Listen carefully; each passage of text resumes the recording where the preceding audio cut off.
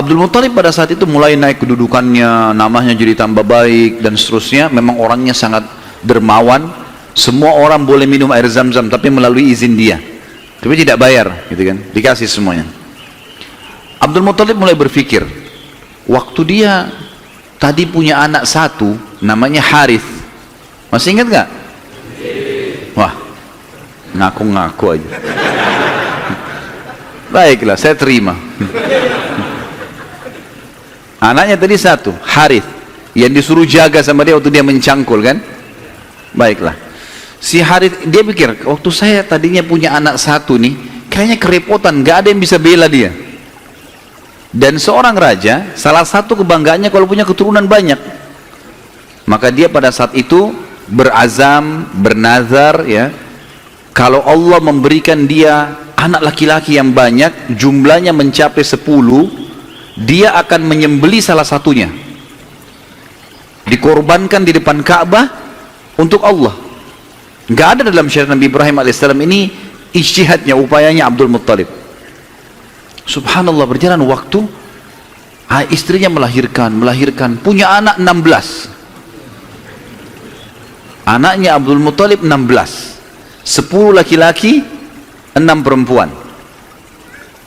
Laki-laki yang 10 ini, yang paling pertama tentu ada namanya Harith ya. Kemudian ada, jadi dari 10 ini kita bagi 6 ini meninggal sebelum masa kenabian, 4 mendapatkan masa kenabian. Dari 10 anak Abdul Muthalib yang laki-laki, ada 6 yang meninggal sebelum fase kenabian, sebelum penobatan Nabi SAW menjadi Nabi. Ini paman-paman Nabi semua ya. Dan ada 4 yang mendapatkan fase atau masa kenabian. 6 orang yang tidak dapat masa kenabian ini tentu dimulai dari Harith tadi, anak pertamanya Abdul Muthalib. Kemudian tentu ada juga ada beberapa nama ya, saya sebutkan Harith, Dirar, Hijir, Muqaddam, Zubair. Dan yang keenam Abdullah, ayahnya Nabi SAW. Abdullah ini sebenarnya anak paling bungsu dari Abdul Muthalib, anak ke-10, anak ke-10 dari 10 anak laki-lakinya ya. Maka 6 orang ini meninggal sebelum masa kenabian, Harith, Dirar, Hijir, Muqaddam, Zubair dan Abdullah. Dan ada 4 orang hidup sampai masa kenabian, 2 beriman, 2 kafir. Yang beriman adalah Hamzah dan Abbas radhiyallahu anhuma. Ini sempat beriman pada Nabi SAW dan mulia. Hamzah bahkan menjadi pimpinan para syuhada, mati syahid mulia di perang Uhud. Dan Abbas hidup sampai setelah Nabi SAW meninggal pun, sampai di zaman Khilafah Umar ya, kan? Kemudian ada 2 yang hidup di masa kenabian tapi kafir, nggak beriman, Abu Talib dan Abu Lahab ya. Abu Talib ini nama lainnya dia Abdul Manaf, diambil dari nama kakeknya, tapi terkenal dengan Abu Talib. Abu Lahab julukan namanya Abdul Uzza. Dan kita tahu surah Al-Masad turun pada Abu Lahab ini ya. Paman Nabi SAW, benci sekali dengan Nabi, benci dengan dakwah. Nanti akan kita ceritakan kisahnya di pertemuan akan datang. Yang jelas ini 10 orang anak laki-laki Nabi SAW. Kemudian ada 6 orang anak perempuan. Yang pertama Sofia. Sofia ini ibunya Zubair bin Awam radhiyallahu anhu. Dan Sofia nanti akan kita ceritakan kisahnya, luar biasa pemberani perempuan ini gitu. Dan dia mendidik Zubair bin Awam dengan sangat tegas. Jadi kalau dia jalan, dia membawa Zubair, dia latih di tempat gelap, sengaja dia diam. Kalau Zubair nangis ditinggalin, dibiarin. Karena mau dilatih. Orang-orang semua pada hardik, hai Sofia, kenapa kau gitu kan anakmu? Saya mau dia jadi pemberani. Dan betul-betul jadi pemberani Zubair. Zubair itu di peperangan-peperangannya, kalau teman-teman ikuti ceramah saya di YouTube, ada serial sahabat di antara Zubair bin Awam itu luar biasa. Kalau pasukan lagi berhadapan, dia maju ke depan musuh. Jadi musuh di depan ini, kemudian dia di depannya. Tunggu takbir di belakang, dia serang duluan sendirian. Luar biasa beraninya radhiyallahu anhu. Ibunya namanya Sofia, tante Nabi SAW. Dan ini sempat masuk Islam di tangan Nabi SAW. Kemudian ada Ummu Hakim, ada Atiqah, ada Umaymah, ada Arwah dan Bar. Kita masuk sekarang ke masalah, kembali ke mana Abdul Muthalib. Abdul Muthalib ini anak terakhirnya yang ke-10 adalah Abdullah. Dan itu ayah Nabi SAW. Abdul Muttalib kan tadi sudah saya bilang dia nazar, kalau punya 10 anak laki-laki, dia akan korbankan salah satunya kan.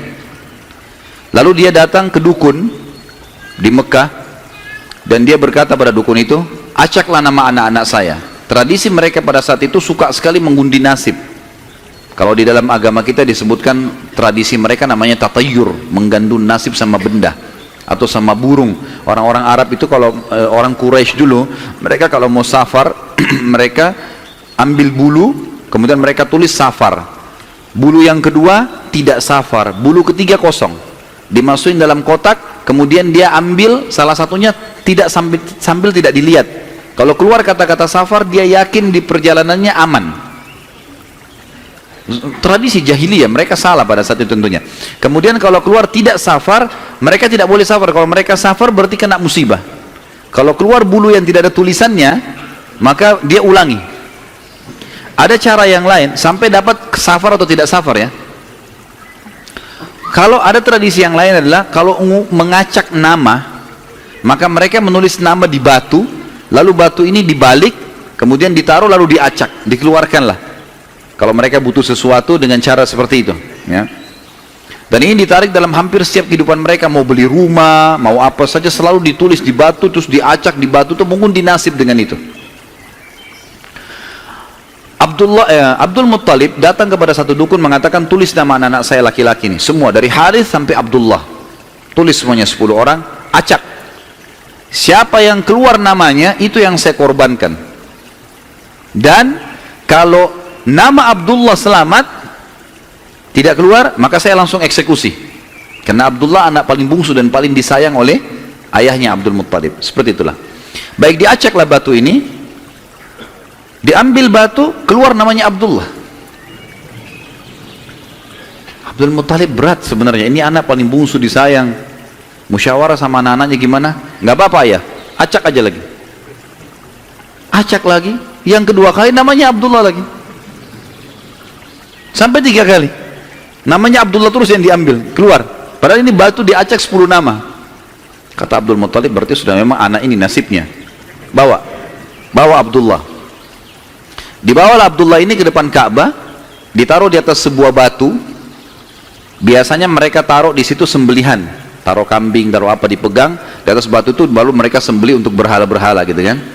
Ditaruhlah Abdullah, mau disembelih sama dia. Ikat tangannya, ikat kakinya, angkat pedang, mau disembelih. Orang-orang Quraisy lihat, apalagi yang Abdul Muttalib buat nih. Datang tanya, hai Abdul Muttalib, apa yang kau lakukan? Saya sudah nazar, kalau Allah kasih saya 10 anak, saya sembelih salah satunya.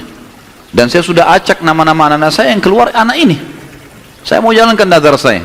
Orang-orang Quraisy bilang, nggak bisa, jangan. Mereka berusaha tahan. Akhirnya Abdullah ini ditarik-tarik. Ini. Sampai akhirnya, karena ditarik-tarik, ada orang Quraisy yang sempat menarik bagian badannya, dan ada yang menarik kupingnya, sampai kuping Abdullah itu sempat luka. Ya. Maka ada julukan sendiri, dikatakan Abdullah yang luka kupingnya. Gitu. Ayah Nabi SAW. Baik. Pada saat itu orang-orang Quraisy mengatakan, wahai Abdul Muttalib, sadarlah, kalau kau lakukan ini sementara kamu adalah tokoh masyarakat di Mekah, maka akan menjadi sebuah tradisi nanti ini. Akhirnya setiap orang punya 10 anak laki-laki, 1 disembelih. Dan apa kenikmatannya orang kalau sudah punya anak disembelih gitu? Jangan dilakukan. Mari kita berhukum lagi. Cari hakim. Kembali kepada wanita dukun di Madinah, suku Sa'idah tadi, yang tadi pada saat pertama mau cari air Zam-Zam, mau miliknya siapa air Zam-Zam, kan mereka ke Madinah, tapi dukunnya kan pergi ke Khaybar, nggak ketemu, tidak sempat ketemu. Akhirnya dapat air dari telapak kaki untanya Abdul Muttalib. Sekarang nggak, mereka pergi lagi ke sana ke Madinah, ketemu sama dukun itu, tanya bagaimana nih. Tentu ini bukan kita sedang mempromosikan dukun haram dalam agama. Setelah Islam datang nggak ada dukun ini. Kata Nabi SAW, siapa yang datang kepada dukun, bertanya saja, bertanya, terka tangannya, terka apa segala macam, tidak diterima sholatnya 40 hari.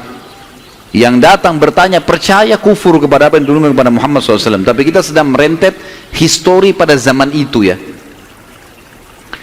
Baik, pada saat itu teman-teman sekalian, dukun ini tanya, berapa dia itu denda, berapa dendanya orang di Mekah Quraisy kalau ada yang membunuh. Kata Abdul Muttalib 10 ekor unta.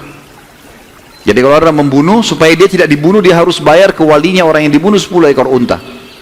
Kata si dukun, tulis namanya Abdullah di batu, tulis juga 10 ekor unta di batu yang lain. Balik, acak. Ini ngundi nasib terus ini. Acak. Waktu diacak, kata dukunnya, kalau keluar namanya Abdullah, supaya Abdullah selamat, tambah batu yang ketiga, tulis 10 ekor unta lagi. Sampai Abdullah selamat. Kalau keluar nama unta, nah baru untanya, baru Abdullah selamat. Ditaruh batu 10 ekor unta sama Abdullah, diacak, namanya Abdullah keluar. Tambah batu, 20 ekor unta sekarang, 10, setiap batu 10 ya. 10 ekor unta, batu kedua, keluar lagi namanya Abdullah. Terus sampai 10 batu. Sampai akhirnya ada 10 batu, semuanya tertulis 10 unta, satu namanya Abdullah. Waktu diacak setelah 10, diangkat keluar namanya Abdullah. Dan ini pastilah 10 batu semuanya unta, gitu kan. Semestinya secara rasional gitu ya. Tapi ini pada saat itu keyakinan orang. Abdul Muttalib bilang, saya nggak percaya, saya belum puas nih. Coba acak lagi, diacak lagi, diambil unta sampai 3 kali. Kata Abdul Muttalib, baiklah. Kalau begitu, saya akan sembelih itu 100 ekor unta. 100 ekor unta. Karena setiap batu 10, ada 10 batu, maka 100 ekor unta. Pada saat itu akhirnya dengan kejadian ini Abdullah selamat dari sembelihan atau dikurbankan.